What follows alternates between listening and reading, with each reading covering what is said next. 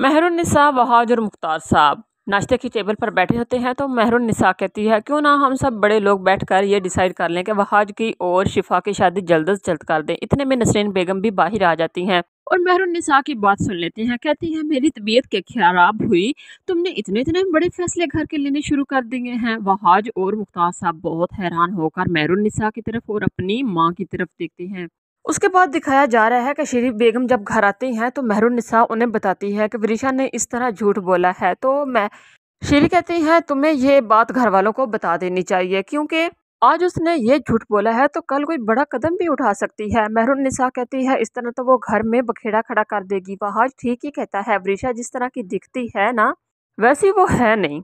मेहरुन्निसा की बात विरिशा भी सुन लेती है शादी वाली। उसके बाद वो घर जाती है और महक को और महमूद साहब को बताती है। महक बेगम उसे मजीद मशवरा देती हैं कि तुम ये शादी जिस तरह भी हो रोको, तुम रजा की बेटी हो और तुम उस घर पर राज करोगी, वो भी वहाज की बीवी बनकर।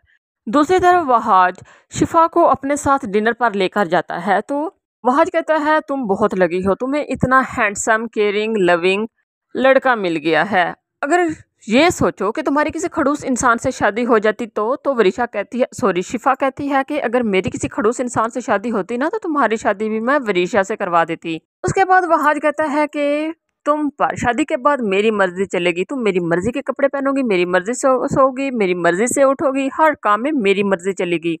कहा जा रहा है कि शिफा वहाज के घर आती है और पाइप लगाकर पौधों को पानी दे रही होती है तो इतने में लॉन में वहाज भी आ जाता है और वो वहाज पर पानी गिरा देती है। खिड़की से ये सारा सीन वरिशा देख रही होती है। शिफा को और वहाज को एक दूसरे के साथ इस तरह खुश देखकर उसके दिल में आग भड़क रही है। मजीद आपको बताते चले कि महक बेगम वरिशा को ये समझाती हैं, अगर तुम उस घर की बहू बन गई ना तो सबको अपने इशारों पर नचा सकती हो। मजीद ये इरादा है कि अपनी बेटी को सीढ़ी बनाकर महक बेगम फिर से उस घर में दाखिल हो सकती हैं।